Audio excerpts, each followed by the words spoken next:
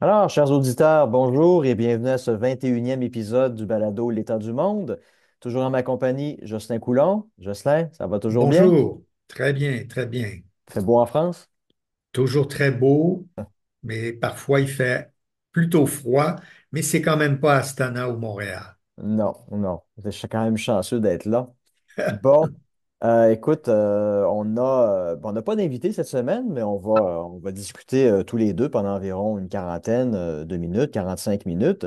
On a deux gros sujets qu'on voudrait aborder avec vous. D'abord, la question de l'Ukraine. Il y a eu beaucoup de déclarations de la part du président Trump, des membres de son entourage. Puis aussi, dans la deuxième partie, ben, inévitablement, on veut revenir sur la question des tarifs douaniers Ouais. qui ont été levés par l'administration Trump il y a quelques jours de ça. Donc, Temporairement. temporairement, au moins pour une période de 30 jours. Donc, on voudrait revenir là-dessus dans l'épisode d'aujourd'hui. Donc, écoutez, sur ça, on va commencer. Donc, le premier point, ben, l'Ukraine, c'est toujours pas terminé. On va célébrer dans 2 ou 3 semaines le troisième anniversaire du début de l'opération militaire spéciale. Mais pour beaucoup de personnes, le conflit en Ukraine a dans les faits commencé en 2014 avec l'annexion de la Crimée. Donc, ben, écoute, Justin, je vais te laisser aller. Fais-nous un petit peu un topo, un résumé de la situation autour de cette question-là. Qu'est-ce qu'il y a de nouveau depuis les derniers jours, les dernières semaines? En fait, l'administration Trump est en place depuis un peu plus de 2 semaines, donc je pensais faire un petit récapitulatif des courants qui traversent cette administration, mais qui, à mon avis, vont tous dans la même direction, c'est-à-dire un désintérêt de plus en plus marqué envers l'Ukraine parce que l'administration Trump maintenant veut focaliser d'abord sur la forteresse nord-américaine et peut-être même des Amériques, parce que le Panama n'est pas en Amérique du Nord, et deuxièmement, l'Asie, parce que ça, le pivot vers l'Asie, qui a commencé avec Barack Obama, va se poursuivre, puisque pour les Américains, c'est en Asie que ça se passe, c'est plus dans le reste de la planète. Donc, commençons par peut-être les origines un peu intellectuelles des, euh, des positions de Donald Trump et de son entourage sur l'Ukraine tout dernièrement.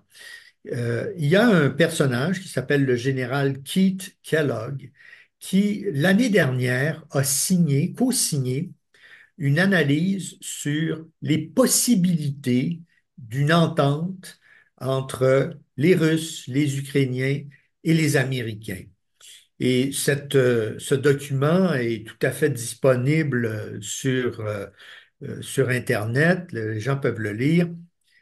C'est une analyse d'une vingtaine de pages qui d'abord démolit la politique de Joe Biden et finit par tirer certaines conclusions qui évidemment ne peuvent pas plaire aux Ukrainiens. D'abord, il doit y avoir une négociation avec Vladimir Poutine. C'est lui qui est là et c'est avec lui qu'il faut négocier. Donc ça, on enfonce déjà un premier coin chez les Ukrainiens qui demandaient à négocier, mais sans Poutine. Deuxièmement, les Ukrainiens vont devoir accepter que les territoires occupés, et particulièrement ceux depuis 2014, donc la Crimée, ne reviendront pas dans le giron ukrainien. Peut-être, peut-être qu'évidemment, l'Ukraine pourra toujours les réclamer un peu sur le modèle de Chypre, où la République de Chypre, officiellement reconnue par le monde entier, estime qu'elle doit récupérer la République chypriote turque qui est installée au nord de Chypre depuis 1974. Donc, c'est un scénario possible. Euh, Troisièmement, euh, l'administration Trump est évidemment prête à soutenir l'Ukraine, mais ce sera de plus en plus un soutien technique, financier, humanitaire, plutôt qu'un soutien militaire. Alors, ça, c'était, si on peut dire, les éléments essentiels du plan Kellogg, qui a reçu un assez bon accueil à l'automne et au début de l'hiver 2024 par Trump et son entourage, parce que ça concordait avec ce qu'il disait depuis un an ou deux.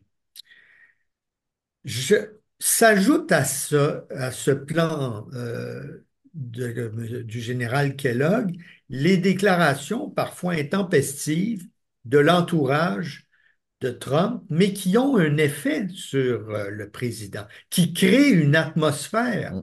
autour du président. D'abord, son vice-président, J.D. Vance, qui, pendant la campagne électorale, a dit très brutalement qu'il n'en avait rien à cirer de l'Ukraine.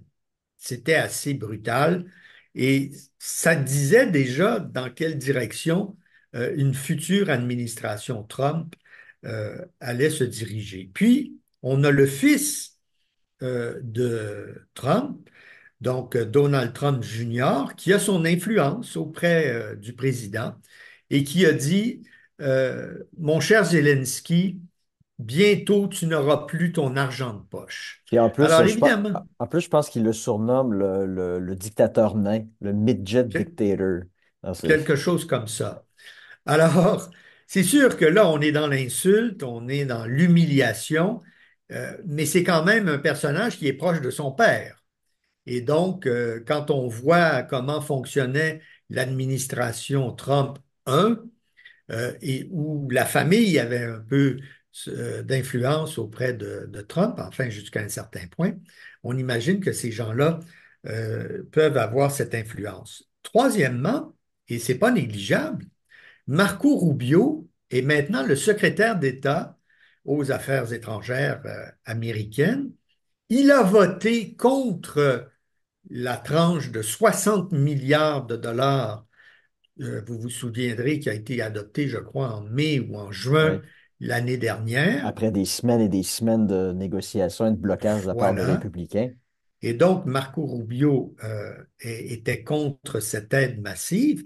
Et là, il arrive comme secrétaire d'État et lui aussi, il fait des déclarations assez dures envers, envers l'Ukraine, mais aussi envers les politiciens occidentaux.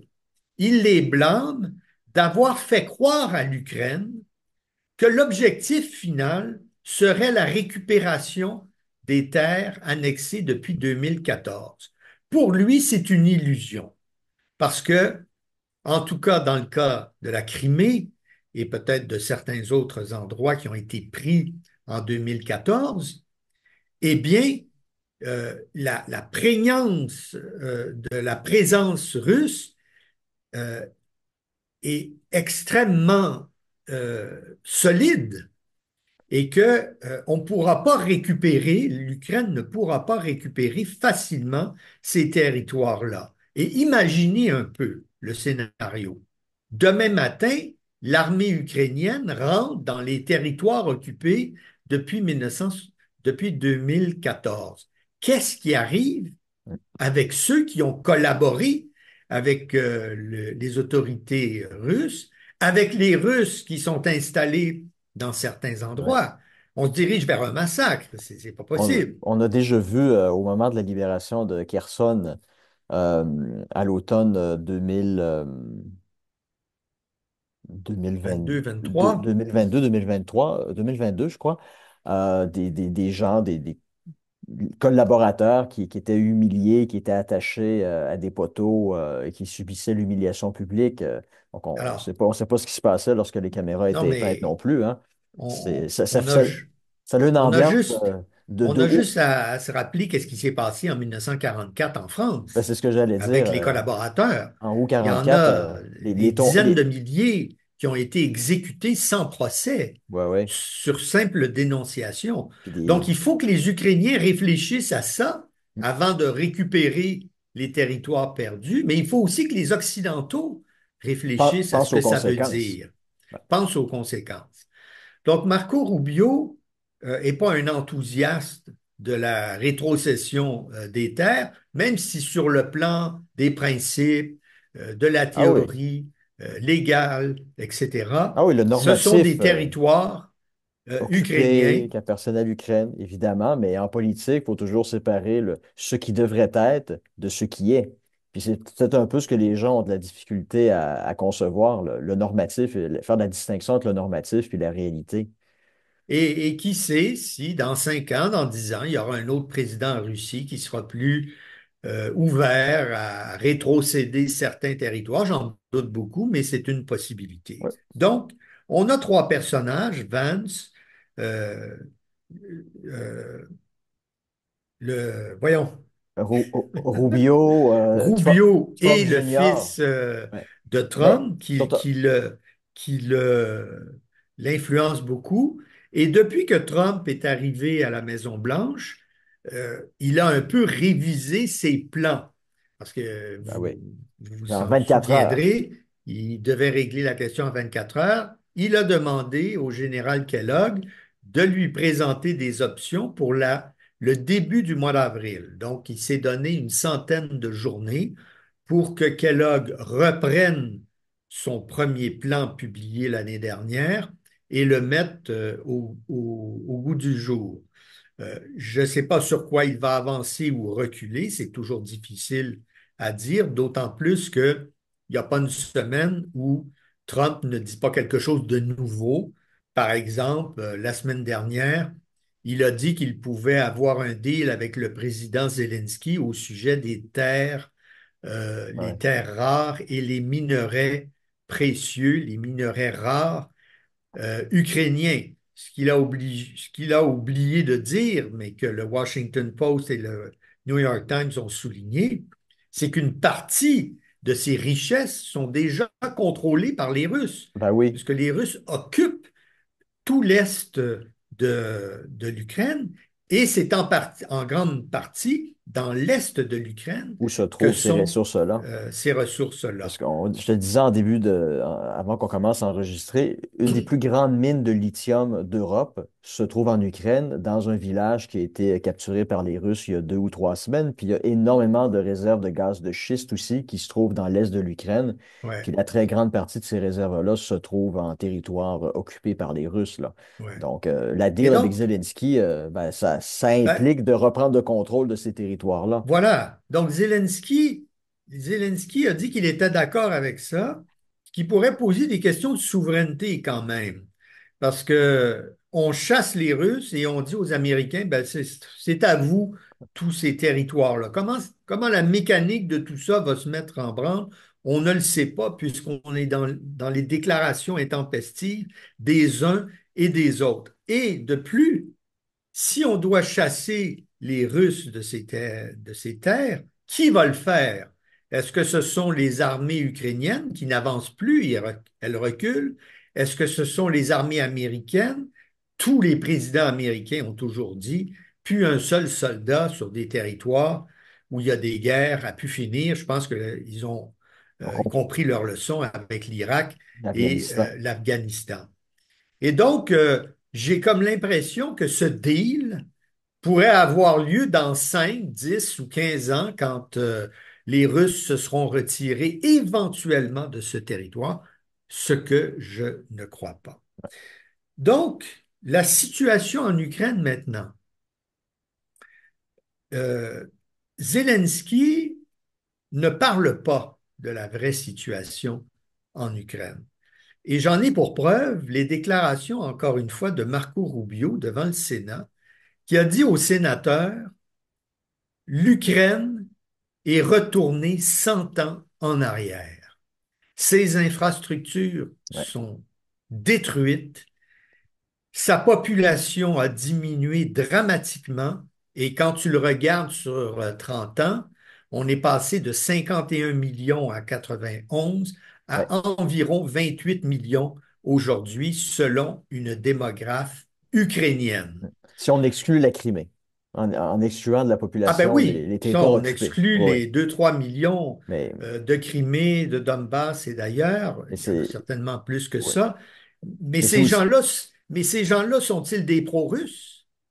Euh, mais en tout cas, Mais c'est Il aussi y a un la, désastre démographique Ben, en Ukraine. c'est ça, c'est pas juste le déclin de la population, c'est maintenant, suite à la guerre, les 28 millions qui vont rester, ça va être quelle tranche de la population? Ça va être des Voilà, personnes âgées, des femmes, des estropiés, et puis la natalité a baissé dramatiquement depuis les 30 dernières années. Donc, on en a voilà, déjà parlé dans des podcasts précédents, mais l'avenir de la nation ukrainienne et sur le plan démographique, on peut dire qu'elle est hypothéquée pour les 100 ouais. prochaines années, là. Et il y a le chef des services de renseignement ukrainien qui disait dans une entrevue à un média ukrainien qui est aujourd'hui poursuivi par le gouvernement ukrainien pour avoir révélé, soi-disant, des secrets d'État. Ça a été récupéré par le journal Le Monde cette semaine et qui disait, l'Ukraine a besoin d'accords de paix tout de suite parce qu'il voit bien que la situation s'effondre et que Zelensky a beau dire, ah, on a eu 45 000 tués, personne ne Personne. croit ces balivernes. Donc, on est dans une situation extrêmement difficile pour l'Ukraine et le temps est venu d'une négociation et je termine par une double erreur commise par les Ukrainiens en 2022. Si tu te souviens, en avril 2022, en Turquie, il y avait eu les contours d'un accord. C'était pas parfait, tout n'était pas réglé, mais les deux parties qui étaient à Ankara s'étaient entendues. L'accord n'a pas été signé. Tout le monde a son interprétation, à Boris savoir, Johnson ou c'est-tu les voilà. Britanniques, c'est-tu les Américains, c'est-tu les Russes. Le fait est que la deal n'a pas été signée. Et puis, Il y on a. avait les contours. Ouais. Puis, 6 mois plus tard, en novembre 2022, le chef d'état-major des forces armées américaines, Mark Milley, qui n'est plus là aujourd'hui, avait dit aux Ukrainiens, écoutez, d'après nos scénarios, notre évaluation, vous avez récupéré le maximum de ce que vous pouviez récupérer. Maintenant, c'est le temps de passer à la diplomatie. Quand il y a une ouverture pour la paix, il faut la saisir. Ils avaient le, Trois ans plus tard, ils avaient le trois mom- ans plus ouais. tard, on est revenu à la case départ. Mais c'est qu'ils ont perdu le momentum. Ils l'avaient en novembre 2022. Ils avaient le Ouais. momentum, ils avaient Oui, parce qu'il l'opportunité. progressait. Exactement. L'armée russe était en grande partie en déroute, là, surtout dans la région de Oui, Kharkiv. Je me souviens d'avoir lu beaucoup, beaucoup d'articles sur le sujet.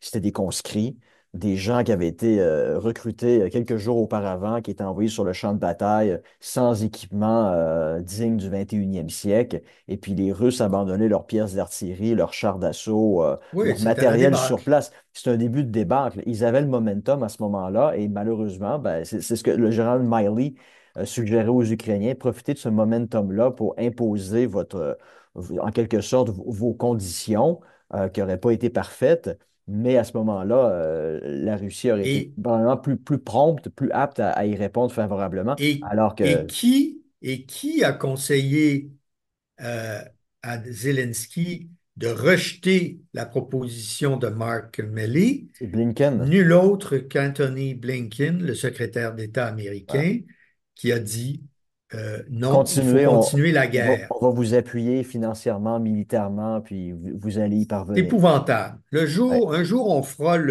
l'autopsie de ce conflit. Il va falloir tout dire. Monsieur Blinken nous promet des mémoires dans un an ou deux, honnêtes et transparentes. J'en doute beaucoup. Moi aussi. Ben écoute, sur la situation en Ukraine, j'ai jeté un coup d'œil, j'ai consulté différents blogs militaires, j'ai agrégé de l'information qui concorde. Puis les Russes, ben, ils s'approchent dangereusement de la ville de Pokrovsk. Et Ouais. Pokrovsk, c'est pas une ville sans importance, c'est un nœud de communication extrêmement important. Il y a beaucoup de routes, d'autoroutes qui passent par là. Et c'est la dernière ville qui permet par ces routes-là, de pouvoir approvisionner la citadelle de Chassivyar. Et donc, si Pokrovsk tombe, ben, il va devenir virtuellement impossible pour les Ukrainiens de pouvoir ravitailler Chassivyar. Et là, Pokrovsk aussi, c'est ce qu'on ne dit pas, c'est que la ville est à peine à une douzaine de kilomètres d'une autre province, donc Ouais. l'oblast de Dnipropetrovsk, donc, et les Russes, ils ne sont donc qu'à une douzaine de kilomètres de ce nouvel oblast-là, de cette nouvelle région-là. Et puis, ben, ils pourraient continuer leur progression vers l'ouest. Mhm. Puis pour ce qui est du territoire que les Ukrainiens ont conquis à la fin du mois d'août À dans la course. région de Koursk, ben, graduellement, les Ukrainiens ils sont en train là, de se faire expulser lentement mais sûrement de ce territoire-là. Et puis aussi, ça a été rapporté par différents médias, la France a proposé de former en France une nouvelle division ukrainienne qui ont appelé la division Anne de Kiev. Oui. Et puis, ben, les rapports qui ont sorti sur cette fameuse division-là ont montré que ben, à peu près la plupart des volontaires ou des conscrits de cette division-là ont foutu le camp de la base On fait militaire. défection. On fait Oui. défection, oui, oui. Et puis, et ceux qui ont fait défection et qui ont témoigné disaient, en fait, la base militaire, on s'entend que ça ressemblait en quelque sorte à une prison parce que on était entouré de clôtures, de fils de fer barbelés, avec des miradors éclairés la nuit. Donc, on avait l'impression d'être un peu prisonnier, d'être là contre notre gré. Et ceux qui ont eu l'occasion de foutre le camp, de faire défection, ben, ils se sont pas fait prier. Donc, cette fameuse division-là que la France avait promis à l'Ukraine, ben, elle existe malheureusement que sur papier. Mais dans les faits, il n'y a personne pour combler l'effectif de cette division-là. Puis pourtant, Mais en il y aura termes, des mirages. où il y aura des mirages, oui. Combien, puis dans Ouais. combien de temps, On ne sait pas. on ne sait pas. Puis aussi, beaucoup d'officiers ukrainiens, ben, on sent aussi une frustration de la part des soldats, parce qu'il y a des soldats qui sont sur le front depuis presque 3 ans, il n'y a pas de rotation, Ouais. leur permettant de retourner se reposer à l'arrière. Alors, la seule possibilité qu'ils ont d'aller se reposer à l'arrière, c'est d'être blessés, là, ou de déserter. Donc, beaucoup d'officiers disent que ben, mon unité est un effectif de 35 de 30. Mm. Donc, il y a clairement un manque d'hommes. Puis on le comprend parce que l'enthousiasme des débuts de la guerre est plus le même 3 ans plus tard. Donc, les individus qui étaient les plus prompts à se porter volontaires, ben, comme c'est dans le cas dans la plupart des conflits, ces gens-là se portent volontaires au début du conflit, Bien sûr. pas 2, 3 ans plus tard. Donc là, ben, malheureusement, il y a des images, des vidéos qui circulent de jeunes hommes qui se font mettre comme on dit, dans le panier à salade. Donc, c'est des individus qui se sont fait prendre dans la rue par des agents recruteurs, puis ils n'avaient probablement pas les papiers nécessaires pour prouver qu'ils n'avaient pas besoin d'être mobilisés à ce Mm. moment-ci. Donc, ça ne donne pas nécessairement une bonne presse au processus de recrutement qu'on retrouve en ce moment en Ukraine. Donc, c'est très problématique. Puis comme je disais il y a quelques minutes, c'est cette incapacité de dissocier ce qui devrait être de ce qui est, de la réalité. On s'entend, l'attaque de la Russie, c'est une attaque illégale, c'est une violation de la paix, des conventions internationales. Les Russes et donc les gens qui ont donné l'ordre, les gens en haut lieu qui ont donné l'ordre, sont coupables de crimes contre la paix. Puis oui, C'est sûr. théoriquement, ces gens-là Ouais. devraient être jugés au tribunal international de La Haye pour crimes de guerre. Mais ça, c'est le normatif, ce qui devrait être. Maintenant, la réalité, ben, c'est quelque chose qui est complètement différent. Puis à un moment donné, il va falloir qu'on accepte d'opérer dans le monde réel et non plus dans le monde idéal parce que ben, on se condamne en fait, pas on se condamne nous, mais on condamne des milliers de jeunes hommes à aller se faire massacrer dans des tranchées anonymes. Mhm. Voilà. Et, et le, et le monde réel, on l'a vu bien déployé à Washington cette semaine, puisque Netanyahou s'est rendu à Washington, malgré le fait qu'il y a un mandat d'arrêt Ah oui, international contre lui. c'est ça. Donc, le droit est encore piétiné. Voilà. Bon, ben écoute, passons au second sujet, donc la question des tarifs, évidemment.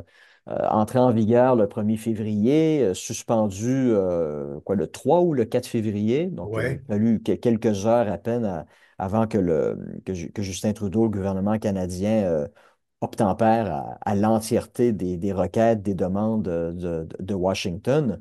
Donc, honnêtement, j'ai entendu des gens, j'ai lu des gens qui disaient que Trudeau sortait gagnant de cette histoire-là. Je ne sais pas dans quel monde parallèle ces Non, gens-là j'ai vivent, pas là, vu mais ça. je Ouais. pense que lorsqu'on pose la question, qu'est-ce que Trudeau a obtenu en retour, quelles ont été les concessions faites par les Américains, ben, la seule concession, c'est la suspension des tarifs pour une période de 30 jours. Mais en Voilà. retour, le Canada a obtempéré à 100 des demandes américaines, puis ça va coûter aux contribuables canadiens au moins 1,3 milliard de dollars. Donc, en termes de victoire, je pense qu'on peut même pas parler de victoire morale ici, là. Donc, c'est un peu particulier là, d'avoir lu, d'avoir entendu tout ce qui a été dit et écrit au cours des derniers jours. Mais bon, vous savez, au cours des derniers épisodes, on a évidemment beaucoup parlé de la politique étrangère américaine, on a parlé des tarifs, on a eu Raymond Chrétien, l'ancien ambassadeur, comme invité, puis je pense qu'on a reçu beaucoup de commentaires positifs. Les gens ont énormément apprécié sa participation au balado. Fait que là, je pense qu'on est quand même en mesure là, de synthétiser c'est quoi l'essentiel, l'esprit de la politique étrangère américaine, puis d'émettre, si on le peut, des hypothèses sur la suite des choses. Donc, il y a deux ou trois semaines de ça, ben, on a parlé du discours de Marco Rubio devant le Sénat au moment de sa confirmation au poste de secrétaire d'État. Puis, comme il le disait, puis il mettait vraiment l'emphase là-dessus, le monde d'hier, le monde là, qui est issu de la guerre froide, post-1991, c'est terminé pour l'administration Trump. Donc, l'idée d'un monde ouvert, convergent, un monde où il y a beaucoup de libre-échange, pour Rubio, selon ses dires, ben, c'est un monde qui a desservi les États-Unis sur le plan des échanges, puis sur le plan des politiques de défense. Donc, ce qu'il a affirmé, c'est que les pays aujourd'hui hostiles à l'Amérique ont tout simplement profité de ce monde de convergence et d'ouverture pour s'enrichir avant de refermer leurs frontières, après avoir profité pendant plusieurs années de ce marché ouvert-là. Donc maintenant, ces pays-là ont tout simplement érigé de nouveaux murs. Puis c'est un phénomène aussi, faut l'admettre, il faut être honnête, qui a aussi beaucoup eu à voir avec le fait que ce fameux monde de la convergence prôné par les Américains, ben, il était convergent quand ça faisait leur affaire. Donc, Oui. ils n'ont pas hésité eux-mêmes à violer, à ignorer les règles internationales qu'ils avaient eux-mêmes façonnées en attaquant des pays en totale violation du droit international, dont l'Irak, là, en 2003. Puis c'est aussi un monde qui a desservi les États-Unis parce que ses principaux alliés sont aussi tombés dans le piège, on en parlait, là, du réalisme et de l'idéalisme. Ils sont tombés dans le piège d'un idéalisme juvénile, niais. Ces pays-là ont cru dur comme fer à l'idée du libéralisme comme fin de l'histoire, pour reprendre la thèse de Fukuyama. Puis ils ont adopté là, sans arrière-pensée l'idée que ce monde de coopération-là allait perdurer ad vitam aeternam, puis que ça allait engendrer la paix éternelle. Donc, ils ont tout simplement réduit drastiquement leurs dépenses militaires. Puis c'était des réductions aussi de dépenses militaires qui justifiaient par le fait que les Américains, ben, que ça a été en Irak, par exemple, ben, ils n'exigeaient pas une contribution militaire de la part de leurs alliés. Ils se contentaient simplement d'un soutien moral, Ouais. parce que lorsqu'ils ont envahi l'Irak, mis à part la Grande-Bretagne, il n'y a pas d'autres pays qui ont réellement contribué sur le plan militaire. Donc, comme je le dis, là, je pense que c'est une période de l'histoire, tu sais, les périodes de l'histoire, la belle époque, ensuite Mm. les années folles. Ben, je pense qu'on va se souvenir de la période 1991, 2014 ou 2025, là, tout dépendamment où on décide que cette période-là s'est terminée. Moi, j'appelle ça, c'est la période du grand aveuglement volontaire des bien-pensants. C'est des bien-pensants qui ont cru que cette bienveillance américaine-là allait durer pour toujours. Puis aujourd'hui, ben, on se rend compte que ces pays-là, ces bien-pensants-là, sont complètement dépourvus de ressources. Ils ne sont pas préparés au monde de demain qui est en train de se déployer sous nos yeux.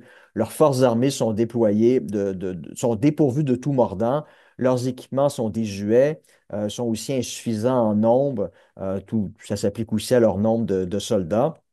Leur économie, c'est clairement le cas du Canada, leur économie sont en très grande partie dépendantes de l'économie américaine. Puis leurs économies, ben, vous le savez comme moi, ils sont dans le rouge. Puis c'est des économies qui sont incapables de soutenir sur le moyen terme ou le court terme les mesures de rétention qui ont été imposées là, momentanément par l'administration Trump. Puis pour ça que c'est pas étonnant que le gouvernement canadien se soit plié aux doléances américaines après quelques jours seulement. Puis donc, Trump, son administration vont durablement rebrasser les cartes de ce monde-là dont on sort, un monde de calinours puis de licornes qui est désormais derrière nous. Puis dorénavant, ben, l'Amérique, Rubio l'a dit aussi, l'Amérique va agir uniquement en fonction de ses intérêts nationaux. quitte à ce que ça vienne à transformer ses alliés d'hier en simples vassaux. Puis on le voit déjà, là, les propos, les menaces à Ouais. l'égard du Mexique, de la Colombie, du Canada qui se sont concrétisées, mais aussi là, les menaces contre le Panama, puis le Danemark là, concernant le Groenland. Je pense que ça marque le ton sur ce qui risque de se produire au cours des prochaines semaines, des prochains mois. Puis évidemment, ben, c'est un choc mental là, qui est retentissant à Ottawa dans la classe politique. C'est comment est-ce que notre grand partenaire d'hier, notre plus grand partenaire militaire commercial des 200 dernières années peut nous traiter comme ça, alors qu'on a tout simplement oublié, ces gens-là ont tout simplement oublié que les États-Unis, comme n'importe quel autre pays, ben, ils n'ont pas d'amis. Ils ont simplement des intérêts, Des puis leurs intérêts. Ouais. intérêts ont changé. Mais si on avait fait preuve de réalisme, on aurait dû, au cours des dernières décennies, diversifier notre économie. Ça, c'est une thématique qui est revenue beaucoup dans nos émissions précédentes. Diversifier notre économie, exploiter nos nombreuses ressources naturelles puis stratégiques, en plus de multiplier les échanges avec des nouveaux partenaires qui seraient aujourd'hui très, très, très heureux d'en profiter et de ne pas dépendre uniquement Mm. de l'économie américaine, mais par notre bien-pensance, qui est en grande partie là, liée à une espèce d'écolo-gauchisme qui est très à la mode, qui est très en vogue au Canada. Ben, on a fait le choix de refuser de se doter des leviers dont on aurait réellement besoin en ce début de mois de janvier, de février 2025. Puis donc, il y a beaucoup, beaucoup de politiciens là, qui sont responsables là, de cette catastrophe-là qui nous rend aujourd'hui là, essentiellement presque à 100% dépendants des États-Unis. Et puis ça veut dire que les États-Unis maintenant vont pouvoir nous faire chanter, nous faire faire à peu près tout ce qu'ils veulent qu'on fasse. Puis Mm. ce qui s'est passé il y a quelques jours, c'est peut-être simplement un coup de semonce, l'annonce de ce qui va se produire au cours des prochaines semaines, des prochains mois. Donc, dans les faits, là, même s'il n'y a pas là, d'annexion sur le plan politique, là, Géographique, formel, oui. géographique du Canada, dans les faits, là, la 51e étoile sur le drapeau américain, elle est déjà virtuellement là. Le Canada est, dans les faits, une annexe des États-Unis. Puis on a l'impression, lorsque Trump s'adresse à Justin Trudeau, il ne s'adresse pas à un premier ministre, mais il s'adresse à lui comme un simple gouverneur d'un Oui. État, lui dit tu vas Oui. faire ci, tu vas faire ça. Puis le gouverneur de l'État ben, obtempère à 100% des demandes.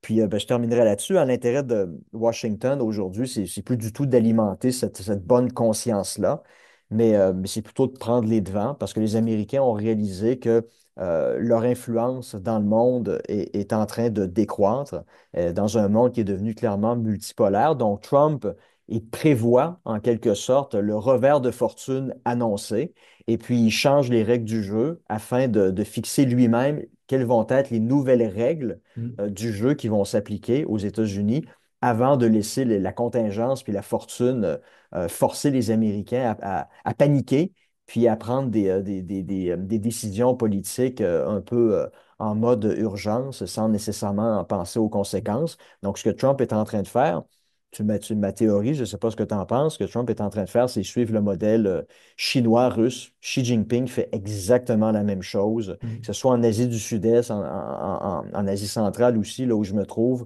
les Chinois sont de plus en plus présents et leur désir, c'est de s'approprier ou de contrôler le plus de ressources naturelles, le plus de ressources stratégiques possible.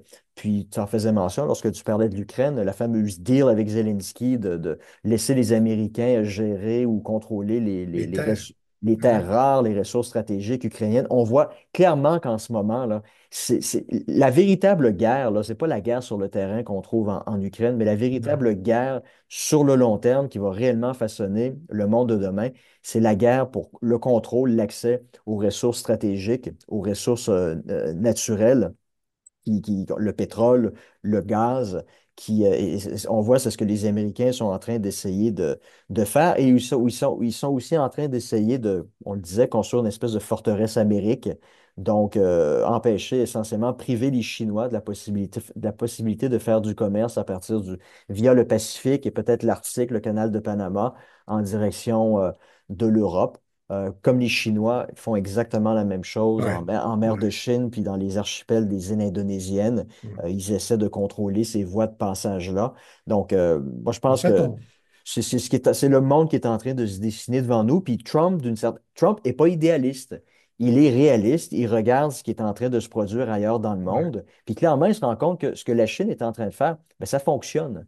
La Chine est en mesure aussi de vassaliser les États limitrophes à son territoire, puis ça fonctionne bien.